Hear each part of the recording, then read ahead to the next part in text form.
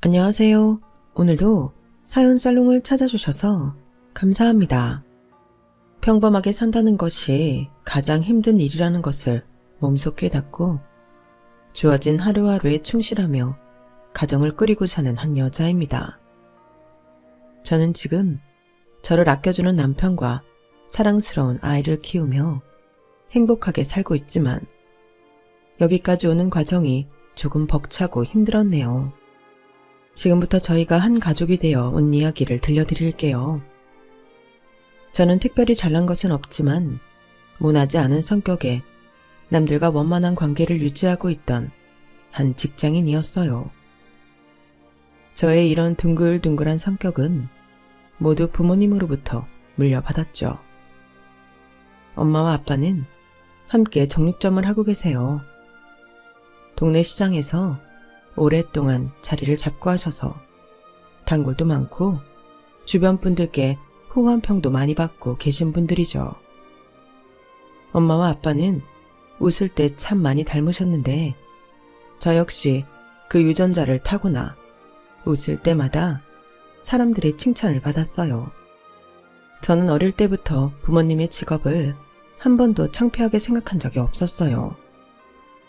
오히려 학교에서 중요한 행사가 있거나 하면 돈도 안 받고 고기를 턱하니 무료로 제공해주고는 하셔서 저는 친구들과 선생님들의 사랑을 많이 받았었죠. 그뿐만이 아니었어요.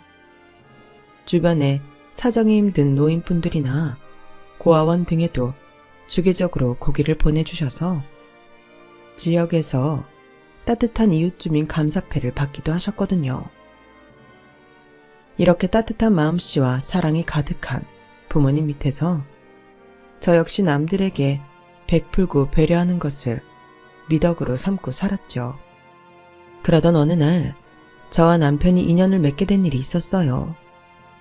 제가 휴대폰을 잃어버린 날이었죠.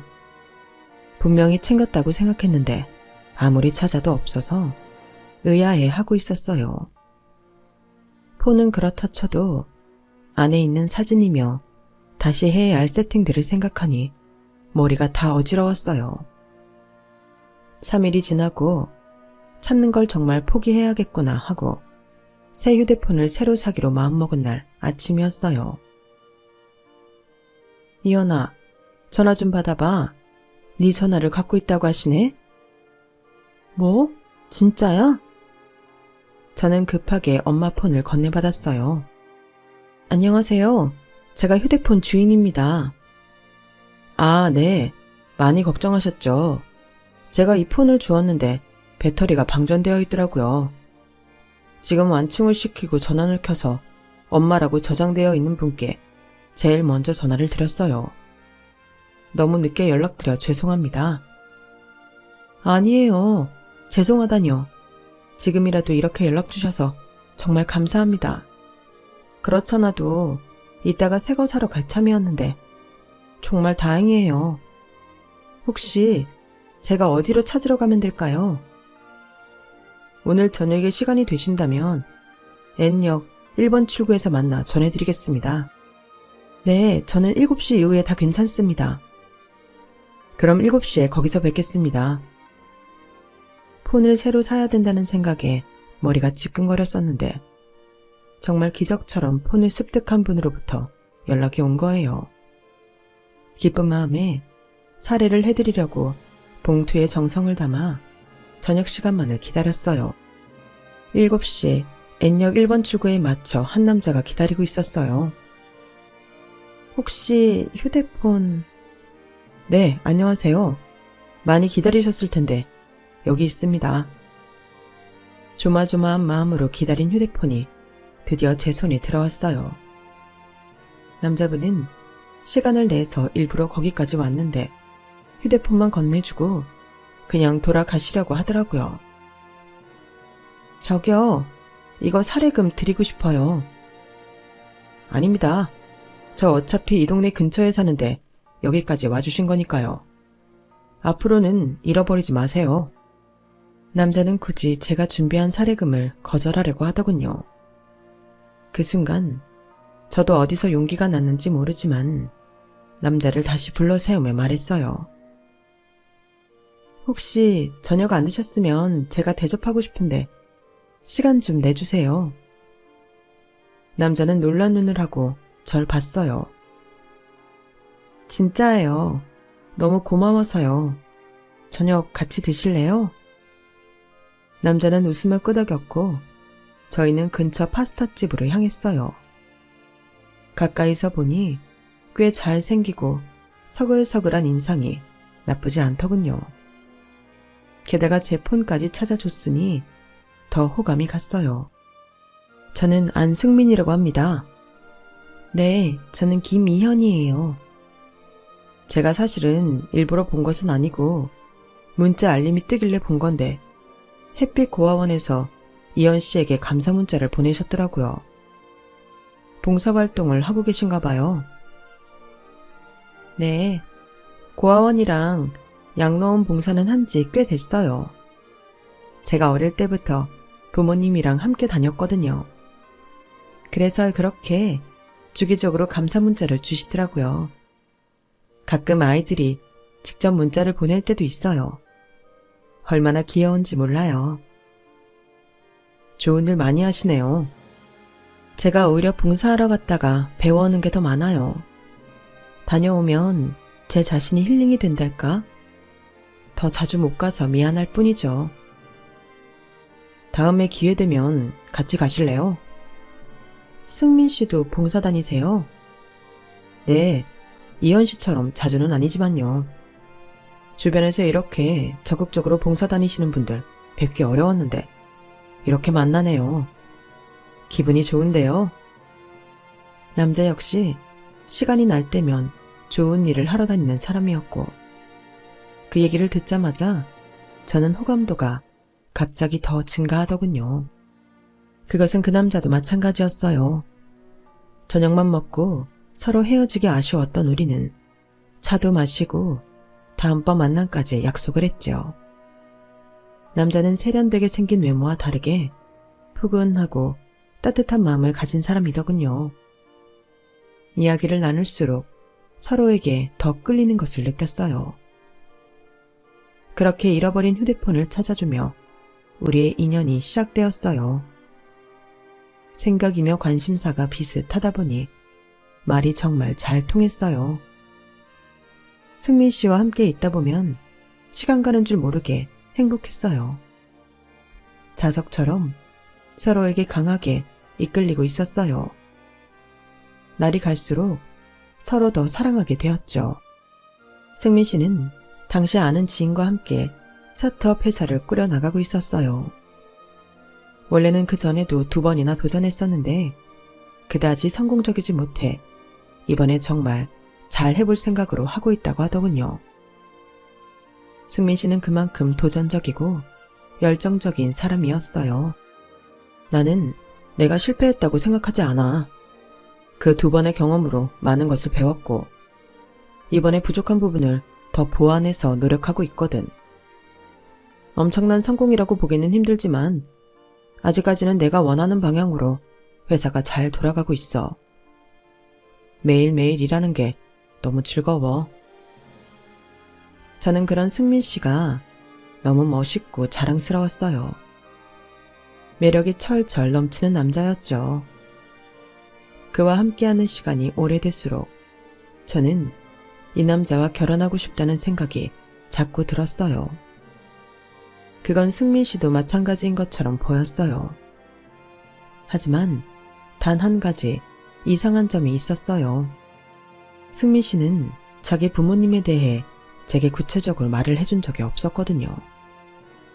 제가 간혹 부모님에 관해 물어보기라도 하면 어색하게 말을 돌리거나 화제를 바꾸고는 했죠. 부모님이 계시지만 뭔가 불편한 점이 있나? 라는 생각에 저도 물어보는 횟수를 줄여갔죠. 하지만 둘의 결혼 이야기가 구체화될수록 부모님 이야기는 피해갈 수 없는 부분이었어요. 승민 씨와 저희 부모님께 먼저 인사드리기로 했어요. 예상했던 것처럼 나이스한 태도와 호감형 인상의 승민 씨를 부모님 두 분 모두 너무 좋아하셨어요. 예의 바르고 자기 일에 열정적인 면도 어필하는데 크게 한몫했죠. 우리 엄마 아빠가 승민 씨 엄청 마음에 들어하는 것 같아. 그래? 나 뭐 잘한 것도 없는데. 자기는 그냥 존재 자체가 완전 선물이야. 그렇게 말해줘서 고마워. 그럼 자기네 부모님도 뵈러 가는 거지? 응? 인사해야지. 역시나 본인 부모님 이야기만 나오면 소극적으로 변하는 그에게 더 이상 참지 못하고 물어봤어요. 자기야, 우리 이제 결혼 약속까지 했잖아. 우리 둘이 가장 중요하지만 집안끼리 만남이기도 한데 매번 자기네 부모님 화제만 나오면 말 돌리려고 하고 그런 걸 항상 느꼈어. 이제는 나한테 말해주지 않을래? 부모님에 대해서 불편한 게 있는 거야?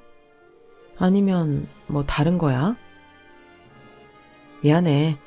그동안 내가 너무 부모님 이야기를 안 했지. 사실은 승민 씨가 꺼내놓은 이야기에 저는 몹시 놀랐어요. 그의 아버지는 구의원이시더군요. 그걸 왜 이제야 말하는 거야? 숨길 수 있는 데까지 숨기고 싶었어. 도대체 왜? 사실 부모님은 나랑 삶에 대한 가치관이 너무 다른 분들이셔. 예전부터 모든 것을 누리고 사셔서 다른 사람의 고충이나 안위 따위는 관심 없으시거든. 게다가 조금 다른 사람이라고 생각되면 무시하는 게 습관화되신 분들이야. 나는 잘 모르지만 승민 씨 아버지는 국민들을 위해 적극 나서서 애쓰시는 거잖아. 그래서 난 아버지가 더 싫었어. 겉과 속이 너무 달라서. 그런데 어머니도 똑같아. 구의원 사모이면서 어디서든 VIP 대접만 받으려고 하거든. 아무리 그래도 승민 씨 부모님이잖아. 내가 부모님과 가장 큰 갈등이 시작되었던 건 내가 한 스타트업 회사 때문이었어. 아버지는 항상 높은 곳에 자리 하나 만들어 놓을 테니까 명예로운 이름을 떨칠 아들이 되시길 바랬으니까. 하지만 나는 정치에 일도 관심이 없었어. 부모님은 내가 하는 일들을 쓸모없고 시간 낭비라며 무시하기 일쑤였고 나도 못 참고 집을 뛰쳐나와 혼자 살기 시작했던 거야. 아직도 간간히 연락 와서는 그놈의 회사 언제까지 할 수 있을 것 같냐고 난리셔. 아버지가 만들어온 탄탄한 길을 포기했으니까. 부모님 얘기만 하면 스트레스 받아서 나도 모르게 자기 앞에서도 피했던 거야.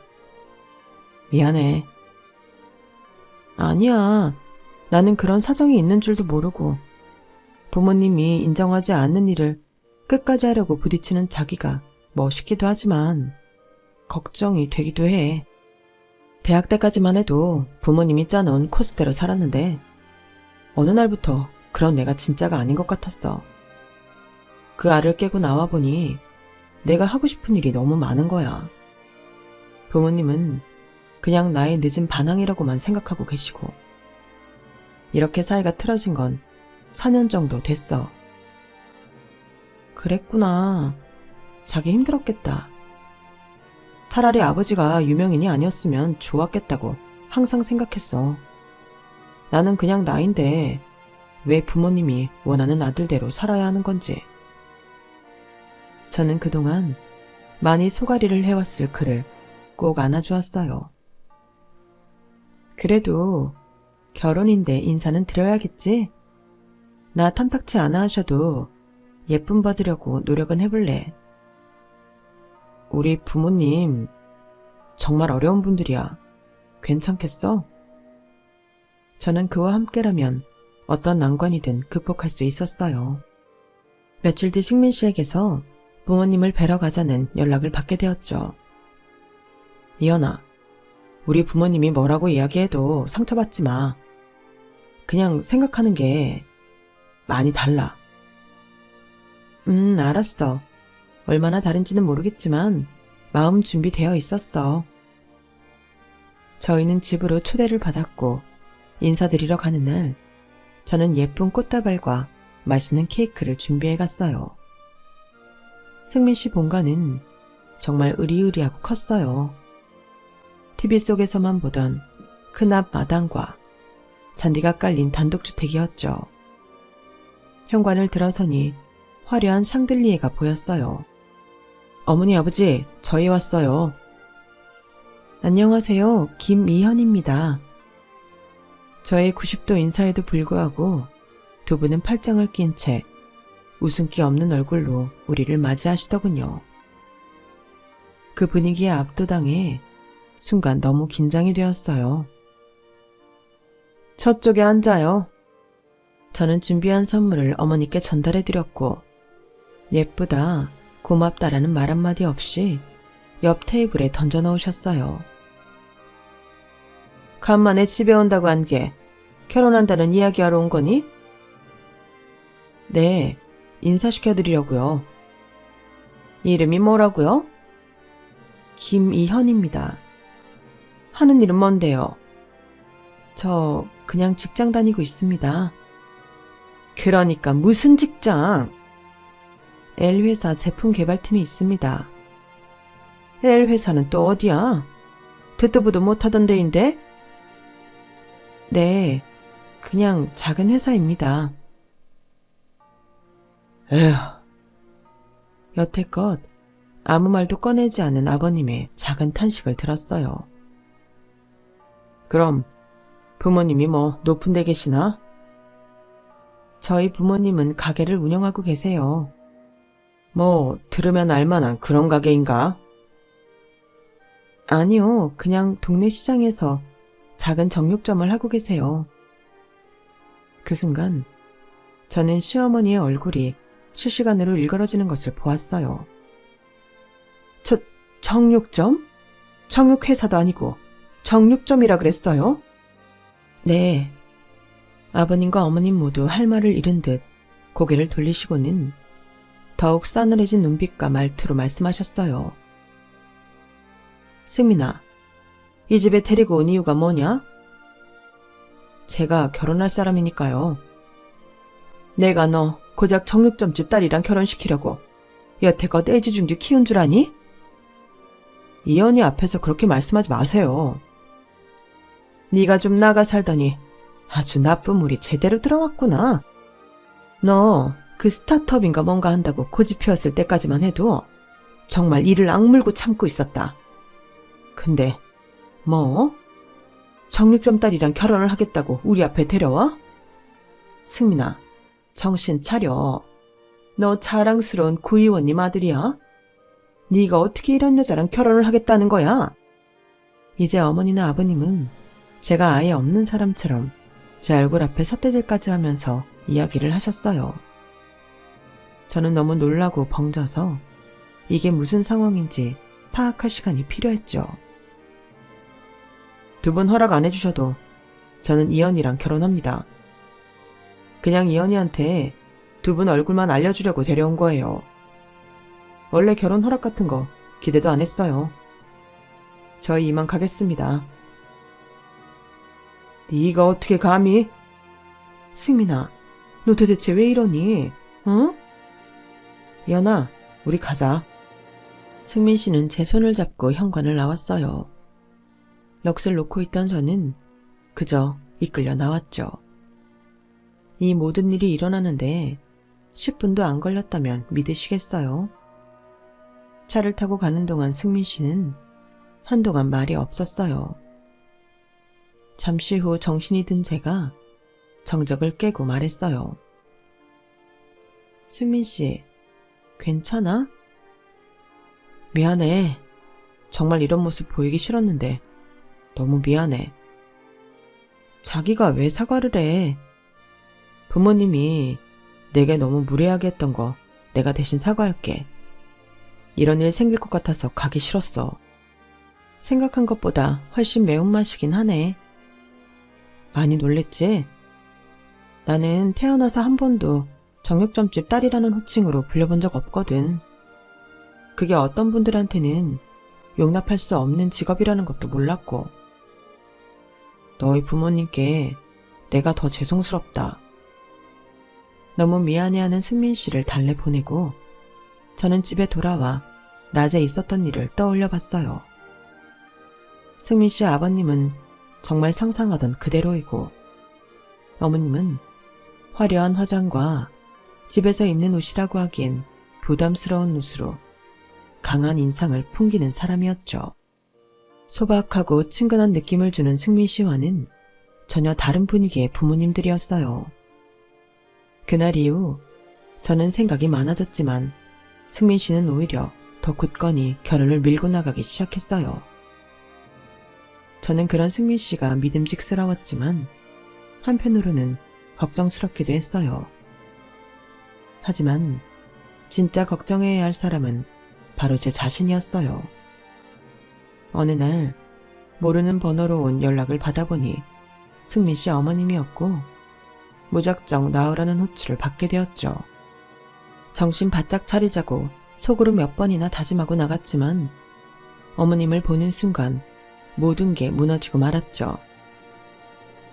이현 씨, 본론만 빨리 얘기할게. 우리 승민이한테서 떨어져. 네? 들었는데 못 알아들은 척 하고 싶은 거야? 아니면 진짜 모르는 거야? 죄송합니다. 그래, 우리한테 많이 죄송하겠지. 승민이가 지금 지가 하고 싶은 일 때문에 우리랑 떨어져 살기는 하지만 그렇다고 아무나 막 만나라고 내보냈던 건 아니야. 나랑 애 아빠는 그날 너무 충격을 받았어. 그동안 그렇게 좋은 집안 여자들을 다 뒤밀어도 싫다는 애였는데 이현 씨 같은 여자를 데리고 와? 이게 말이 된다고 생각해? 이현 씨랑 우리는 그냥 격이 안 맞아. 격이 안 맞는데 어떻게 결혼을 하겠다는 거야? 저는 순간 따발총을 맞고 있다는 느낌이 들었어요. 반박할 여유를 조금도 주지 않고 저에 대한 그리고 저희 집에 대한 모욕적 언사를 멈추지 않으셨으니까요. 아우, 입 아파. 이렇게 말하는 것도 입 아파 죽겠어. 내가 그렇게 시간이 남아도는 사람 같아? 난 1분 1초가 아까운 사람이야. 지금 내가 도대체 여기까지 와서 무슨 짓을 하고 있는 건지 나도 어이가 없네. 이현 씨, 혹시 돈 필요한 거야? 네? 여러 번 말하게 하지 말라니까. 돈 필요한 거면 액수만 간단하게 말해. 그거 받고 깨끗하게 나가 떨어져만 준다고 약속만 하란 말이야. 얼마 필요한지 말하라니까? 저는 돈 필요 없습니다. 기회 줄 때 받아. 괜한 자존심 이런 거 내세우지 말고. 돈이라도 받고 부모님 가게에 고기나 더 들여다 놔. 어머님은 제게 모욕을 주려고 단단한 준비를 하고 나오신 것 같았어요. 그 순간 저런 부모님 밑에서 힘겨웠을 승민 씨가 안쓰러워지더군요. 어머님, 오늘 뵌 일은 승민 씨한테 말하지 않겠습니다. 승민 씨가 오히려 마음의 상처를 입을까 걱정이 돼서요. 저희 결혼 허락 안 해주셔도 됩니다. 저희끼리 조용히 잘 살겠습니다. 살펴가세요. 저는 뒤도 안 돌아보고 나왔어요. 하지만 안 봐도 알 것 같았어요. 어머님이 뒤에서 어떤 눈빛으로 저를 보고 있을지. 저는 정말 승민 씨에게 어머님 만났던 일을 이야기하지 않았어요. 하지만 제 인내심을 시험하는 건지 더 크고 많은 화살이 날아오기 시작했어요. 이현아, 지금 가게로 좀 올 수 있어? 지금? 알았어, 갈게요. 며칠 뒤 엄마 아빠의 호출로 정류점에 도착해보니 까무러칠 만한 광경이 눈앞에 있더군요. 엄마 아빠, 이게 다 뭐야? 이런 게 왜 여기 있어? 그러게나 말이다. 장사하려고 가게에 왔더니 문 앞에 이런 게 가득 쌓여 있어서 우리도 깜짝 놀랐어. 가게에는 여러 상자가 있었는데 벌레 먹고 썩은 과일들, 구멍이 숭숭 뚫린 명품 브랜드 옷, 귀퉁이가 깨진 도자기 등등 생소한 것들 뿐이었어요. 누가 왜 먹지도 쓰지도 못할 것들을 우리 부모님에게 보냈는지 도무지 이해할 수가 없었어요. 실수는 아니고 고의 같은데 도대체 알아낼 방법이 없었죠. 아무튼 쓰레기들을 치우고 집에 돌아와 승민 씨와 통화를 하며 가게에 있었던 일들을 이야기했어요. 세상에, 실수인지 고의인지 모르겠지만 어쩜 그런 쓰레기들만 골라서 왔는지 너무 나쁜 사람들인 것 같아. 제 이야기를 들은 승민 씨는 한참 동안 말을 안 터군요. 연아, 오늘은 내가 좀 많이 피곤한데 먼저 자도 될까? 응? 그럼 잘 자. 좋은 꿈 꾸고. 유독 피곤한 듯한 승민 씨를 먼저 재우고 저는 계속 쓰레기 택배에 대해서 생각을 했어요. 아무리 생각해도 누가 부모님께 그런 걸 보냈는지 감도 오지 않더군요. 하지만 그 발송인이 누구인지 아는데 며칠 걸리지 않았어요. 그날 회사에 연차를 내고 집에서 뒹굴거리다 부모님께 도시락을 싸다 드리기 위해 집을 나섰어요. 정육점 근처에 서 있는 까만 자동차를 스쳐 지나가고는 가게 안에 들어가는데 거기에 승민 씨 어머님이 검은 양복을 입은 남자 3명과 함께 있더군요. 어머님, 여기는 어떻게... 이연아, 아는 분이니? 승민 씨 어머님이셔. 흉물스러운 것을 본 것 마냥 고기 피가 묻은 앞치마를 두른 엄마와 아빠를 번갈아가며 어머님이 입을 떼셨어요. 내가 이럴 줄 알았지. 네? 그래, 동네 정육점이 다 이 모양 이 꼴이지 뭐. 어머님, 그게 무슨 말씀이세요? 너 아주 추잡스러운 애구나. 이봐요, 남의 딸한테 지금 무슨 소리를 하는 거예요? 그쪽 따님이 우리 아들 꼬드겨서 지금 결혼인가 뭔가를 하려고 하는데 제가 이 꼬라지를 보고 더 무슨 말을 할 수가 있겠냐고요. 진짜 어이가 없네요. 우리 승민이한테 뭐라고 이야기했길래 애가 눈에 불을 켜고 찾아와서 난리를 피우고 가게 하는 거야. 승민 씨가 난리를 피웠다고요? 그래, 내가 쓰레기 좀 이쪽으로 보냈어. 엿 먹어보라고. 그런데 그걸 우리 아들한테 냅다 고자질해? 잠깐만, 그럼 그 과일이며 옷들, 도자기, 그게 어머님이 전부 저희 부모님한테 보내신 거라고요? 정확히 보냈다기보다 버렸다고 하는 게 맞겠지. 그래도 이 조만한 시장통에서 고기나 썰고 있는 사람들이 백화점 과일이나 명품 브랜드 옷을 만져볼 기회나 있었겠어? 만져나 보라고 이리로 보냈지. 너무하신 거 아니에요? 저희 부모님이 뭘 잘못했다고 이렇게까지 하시는 건데요. 이현 씨 같은 사람을 낳아서 우리 아들한테 붙여놨잖아. 내가 화가 안 나게 생겼냐고. 이제 마지막 경고야. 더 이상 우리 승민이한테서 떨어져. 안 그럼 여기서 장사하기 힘들게 해줄 테니까. 뭐라고요? 두 분이 혹시 따님한테 들었는지 어쨌는지는 모르겠지만 승민 아빠가 힘 좀 쓰는 분이에요.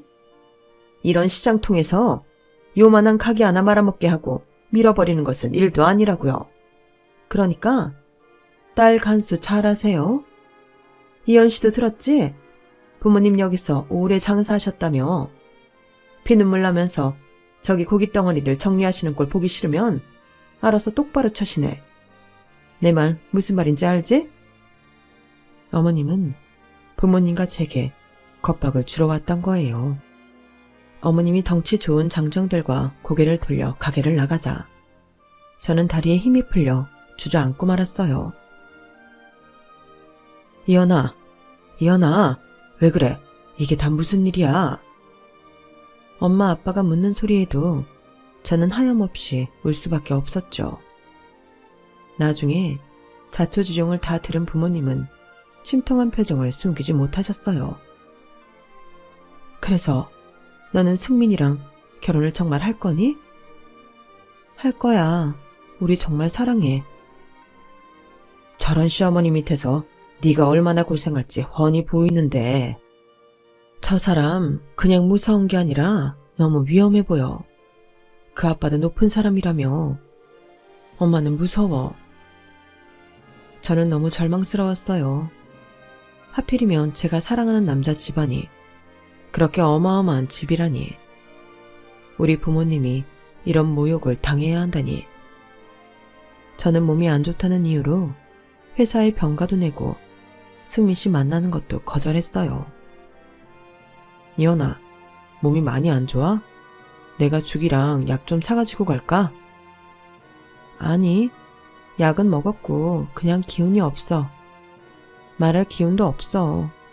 혼자 있고 싶어. 알았어. 그럼 얼른 전화 끊고 푹 자. 내일 아침에 일어나서 연락해. 하지만 저는 며칠 동안 휴대폰도 꺼놓고 승민 씨에게 연락을 하지 않았어요. 병가가 끝나고 회사에 나가니 더 충격적인 일이 저를 기다리고 있더군요. 이현 씨, 이야기 좀 할 수 있을까? 팀장님 호출과 함께 저는 권고사직을 요청받았어요. 이현 씨 일도 잘하고 잘 웃고 팀원들이랑 잘 지내는 것도 아는데 우리같이 작은 회사들은 정말 힘이 없잖아. 위에서 찍어 누르기 시작하면 그냥 나락이야. 위에서 찍어 누른다뇨? 높은 곳에서 이현 씨 이름이랑 해고 조치하라고 명령이 내려왔대. 그렇게 안 하면 우리 회사 망하게 하는 거 순식간이라고. 그냥 헛소리인 줄 알았는데 정말 내는 광고마다 이유 없이 다 삭제되더라고. 사장님이 그제서야 제대로 통지받고 이현 씨 이야기를 꺼내는데 나도 난색을 표했는데 아무래도 회사 입장에서는 좀.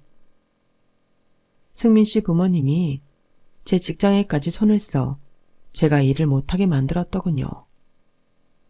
정말 환장할 노릇이었어요. 그것도 해고 처리하라는 거 내가 권고사직 쪽으로 이야기 돌린 거야. 나도 갑자기 이게 다 무슨 일인지 모르겠어. 회사에 피해가 가게 된다면 제가 그만두는 게 맞죠. 팀장님 앞에서는 담담히 이야기했지만 속으로는 무섭고 떨렸어요. 도대체 어떤 사람들이길래 내 회사에까지 이렇게 영향을 끼칠 수 있는 걸까? 나를 아예 여기서 떠나버리게 하려는 건가? 아니면 더 멀리? 이런저런 생각을 하다 집에 오는 길에 저는 그대로 기절을 했고 눈을 떠보니 병원에 누워 있었어요. 이현아, 괜찮아? 정신이 좀 들어? 승민 씨, 무슨 일이야? 여기 어디야? 너 길에서 쓰러져서 실려왔어. 왜 말 안 했어, 임신한 거? 뭐? 내가 임신했다고? 너도 모르고 있었어? 뱃속에 우리 아기가 있대. 요즘 이것저것 스트레스 때문에 밥맛도 없고 현기증이 자주 났던 것인 줄 알았는데 제가 임신을 했을 거라고 생각도 하고 있지 못했죠. 승민 씨와의 사랑의 결실이 생겼다고 하니 기쁜 마음 반, 반대로 불안한 마음 반이 공존하는 것 같았어요. 아이까지 생긴 것을 알면 승민 씨 집에서 얼마나 더 심하게 나올지 알 수가 없었으니까요. 제 예상은 빗나가지 않았어요. 어떻게 그쪽 귀에도 들어갔는지 퇴원 수속을 밟기도 전에 머리를 어지럽히는 전화를 받게 되었어요. 야, 너 미쳤어? 임신? 임신? 훅히고 앉아있네. 너 내가 가만히 있으니까 진짜 만만하게 보여? 어디서 임신한 걸 가지고 협박해? 협박이라뇨. 저도 임신한 거 몰랐어요. 너 진짜 상스럽고 추잡스럽구나. 우리 승민이 애도 아니면서 어떻게든 잡아보려고 머리를 써? 무슨 말씀이세요? 이 아이 승민 씨 아이 맞아요. 네가 몸 막 굴려서 아무 애나 임신해놓고 우리 아들 인생 막으려고? 내가 너 같은 년 속셈 모를 것 같아? 정말 저한테 왜 이러세요? 제가 뭘 그렇게 잘못했는데요? 너 그 남의 새끼 유전자 검사든 뭐든 할 수 있는 거 다 증명해와. 어디 곱게 그 애가 태어날 수 있는지 두고 봐. 그리고 그동안 좋게 말했더니 못 알아듣는 것 같아서 마지막으로 경고할게. 니네 엄마 아빠 청육점은 이제 장사 다 한 줄 알아라. 내가 반드시 니네 식구 다 길거리 나앉게 만들 테니까 두고 봐. 너도 이제 어디 가서도 취직도 안 되게 해버릴 테니까. 내가 얼마나 무서운 사람인지 보여줄게. 이 나쁜 것. 사지가 오들오들 떨렸어요. 눈물이 차오르고 식은땀이 줄줄 흘렀어요. 태어나는 저를 데리러 온 승민 씨는 제 상태를 보더니 놀라서 물었어요. 이현아, 왜 그래? 몸 안 좋아? 선생님 모셔올게. 잠깐 기다려봐. 아니, 승민 씨, 할 말 있어. 저는 그동안의 일들을 모두 솔직하게 털어놓았어요. 승민 씨 집에 인사 다녀온 후로 따로 어머님을 만났던 것, 정육점에 쓰레기 상자들이 배달 왔던 것, 직접 찾아와 행패 부렸던 것, 그리고 제 직장일과 방금 통화 내용까지. 말하는 중에도 몸이 너무 떨려 힘들었어요. 승민 씨, 나 이제 너무 무서워. 나랑 아이, 그리고 우리 부모님까지 어떻게 될까 봐. 너무 무섭고 겁이 나. 이현아, 정말 내가 너무 미안하다. 입이 10개라도 할 말이 없다. 너를 이렇게 사랑하는데 또 너를 이렇게 불안하게 만들다니.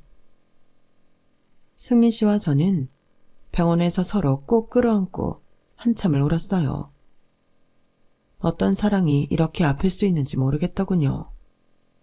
울면서도 많은 생각이 들었어요. 모두를 위해 승민 씨와 아이를 포기해야 하는 건지, 그럼에도 불구하고 이 길을 가는 게 맞는 건지. 제 마음을 읽었는지 승민 씨는 눈물을 닦고 결연한 포정으로 제게 말했어요. 이현아, 나는 너랑 우리 아이 다 지켜낼 거야. 저 사람들은 이제 내 부모가 아니야. 승민 씨, 그래도... 아니, 난 이제 부모 없어. 고아야. 나한테는 이제 너, 아이, 우리 장인 장모님만 있는 거야.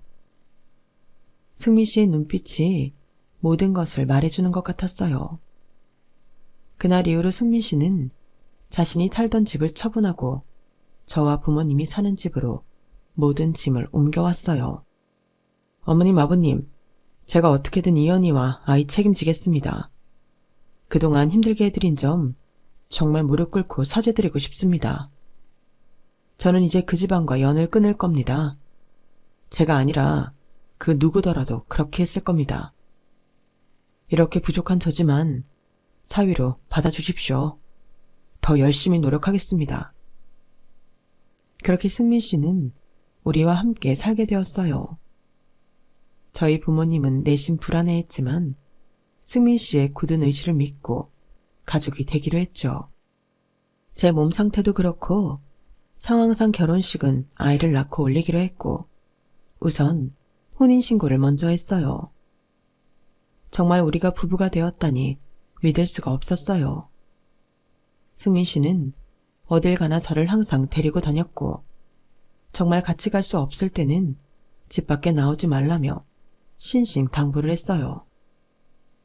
휴대폰을 바꿨지만 여전히 연락은 계속되었어요. 전화를 받지 않자 문자 폭탄이 수백 통씩 쏟아졌죠. 너, 내 아들 꼬드겨서 우리랑 연을 끊게 만들어? 너같이 싸구려년이 낳는 애는 걔도 싸구려가 될 거다. 우리 승민이를 어떻게 구워 삶았길래 그 착한 애가 갑자기 그렇게 냉정해진 거지? 너란 년 때문에 부모 자식의 천륜이 끊겼다. 너네 모조리 한국에서는 발도 못 붙이게 해주지. 입에 담기도 힘든 험한 말들을 매일 봐야만 했어요. 너무 심할 때는 승민 씨가 집에 찾아가 난동을 부린 적도 있었고요. 하지만 역시나 모든 화살은 제게 날아오더군요. 하지만 그런 괴롭힘도 오래 가지는 못했어요. 하늘이 그 사람들에게 천벌을 내리셨거든요. 얼마 후 뉴스를 보니 승민 씨 아버지라는 사람이 구속된다고 하더군요. 죄목은 다양했어요. 뇌물수수 및 비자금 조성, 그리고 성추행. 알고 보니 정당하게 거기까지 올라왔던 사람이 아니었어요. 받을 수 있는 것은 모두 받아 먹었던 거죠. 이제 그 자리를 반납하는 수수만 남았겠더라고요. 아무리 승민 씨 아버지라고 하지만 정말 구역질이 나더군요. 어려운 노인분들 찾아뵈서 고충을 들어드리는 척, 시장에 가서 떡볶이를 서민처럼 친근하게 먹는 척, 동물보호에 앞장서고 싶다며 유기견을 안고 눈물을 흘리는 가식적인 모습까지. 진실이 하나도 없었다는 사실을 모두 알게 되었어요. 승민 씨 아버지의 사건이 터지자 기다렸다는 듯이 어머니의 숨겨져 있던 민낯 또한 세상에 드러났어요. 백화점이나 공공기관에 가서 갑질을 하는 일화가 속속들이 퍼져나가기 시작했거든요. 걷잡을 수 없이 순식간에 많이 퍼져나갔어요. 게다가 의원 와이프라는 명목으로 거대한 투자를 도모했다가 큰 손해만 끼친 사건까지. 어떻게 저런 일을 다 해낼 수 있지 싶을 정도로 크고 작은 일들이 연이어 터졌고 미디어는 앞다퉈 보도했죠. 하지만 저의 걱정은 오직 하나, 승민 씨였어요. 역시나 승민 씨는 그런 가족의 자식으로 낙인 찍혀 개인정보가 유출되었고 결국 잘 풀려가고 있던 회사의 성장까지 발목 잡히게 되었어요. 본인도 본인이지만 동업자가 더 어려워질 것을 걱정해 얼른 발을 뺐지만 그 뒤로도 수많은 욕을 먹었어요. 저 역시 이런 충격 속에 슬픔에 잠겨 있었지만 다행히 우리 아이만은 잘 지켜낼 수 있었죠. 승민 씨, 많이 힘들지? 아니야. 다 내가 자처한 일들인데 뭐. 일이 이렇게 커질 줄은 몰랐잖아. 이미 다 알고 있었어. 이걸 다 공개한 게 바로 나거든. 뭐라고? 자기가 공개한 거라고? 벌 받는 게 맞는 거라고 생각했어. 그리고 이렇게 해야 더 이상 너나 우리를 괴롭히지 않을 거라고 생각했고. 그래서 다 내가 벌인 일이야. 하지만 자기 잘 나가던 회사도 더 이상 할 수 없게 되고 그런 사람들 아들이라며 손가락질도 수없이 받았잖아. 다 내가 감내해야 할 것들이었어. 이렇게 모든 것을 뒤집어서라도 너와 아이를 지켜내고 싶었어. 너도 심적으로 많이 힘들었지? 그런데도 우리 아기 잘 지키며 잘 버텨줘서 고마워. 남편은 계속되는 친부와 친모의 괴롭힘에 마음을 굳게 먹고 그들의 실상을 고발한 장본인이었던 거예요. 저는 그 이야기를 듣고 하염없이 울 수밖에 없었어요. 남편이 그 회사에 얼마나 공을 들였는지, 그리고 사건 이후 사람들에게 얼마나 손가락질을 당했는지 알고 있었거든요. 오직 저희를 지켜내기 위해 그 힘든 시간을 오롯이 감당해낸 남편에게 고마운 마음과 안쓰러운 마음이 함께 들었어요. 그 사람이라고 자기 부모를 그렇게까지 하고 싶었을까요? 결과적으로 남편의 아버지는 자리 박탈과 함께 징역형을 받게 되었어요. 출소를 한다 해도 다시 예전의 삶으로는 절대 돌아갈 수 없게 된 거죠. 그의 어머니는 어떻게 되었냐고요? 자신이 항상 다른 사람들보다 낫다는 우월감이 무너졌다는 현실을 받아들이지 못한 것 같더군요. 여러 고소장과 법정 싸움을 맞닥뜨리더니 정신적 충격이 컸던지 자신을 놓아버려 어쩔 수 없이 정신병원으로 강제 이송되어 갔어요. 상태가 워낙 심각해 면회조차 되지 않는 상황이라고 들었어요. 이제 그들에게 화려했던 과거는 없어지고 만 것이에요. 왜 사람들은 누렸던 모든 것을 전부 잃고 난 뒤에야 잘못을 뉘우치고 깨닫게 되는 것일까요? 심지어 그게 남편의 부모님이었다고 생각하니 아쉽더군요. 저희 남편은 이전 회사를 떠난 후 약간의 공백기를 갖고 재충전을 해 다시 새로운 분야에 도전을 시작했어요. 한동안 이런저런 일들 때문에 생기를 잃었던 남편의 눈빛이 다시 반짝이는 것을 보니 저 역시 같이 힘이 나더군요. 하지만 남편은 오히려 제게 고마워했어요. 날 믿고 기다려준 네가 있어서 나는 뭐든 할 수 있었던 거야. 고마워. 나는 뭐 해준 것도 없는데 난 자기가 그 반짝이는 눈으로 뭔가에 열정적으로 도전할 때 그렇게 멋있더라. 참, 저희 부부의 아기도 아주 건강하게 태어났답니다. 지금 막 걸음마를 떼기 시작해 잡으러 다니느라 정신이 없네요. 저희 부부는 동생을 만들어줄 계획도 세우고 있어요. 저희 부모님 역시 건강하시고 여전히 즐겁게 정육점을 운영하고 계세요. 조금 달라진 점이 있다면 손님이 더 많아져 옆가게까지 인수하고 확장해 더 바빠졌다는 점이겠네요. 행복은 지위에서도 명예에서도 돈에서도 우월감에서도 나오는 게 아니라는 것을 실감한 시간들이었어요. 저는 앞으로 저희 식구들과 소박하지만 하루하루 감사하며 행복하게 살 거예요. 그럴 준비도 되어 있고요.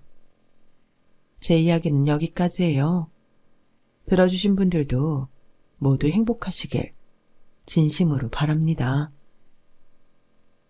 여러분, 사연 댓글의 응원과 현명한 조언 부탁드려요. 좋아요와 구독은 저에게 큰 힘이 됩니다. 오늘도 좋은 일 가득하세요.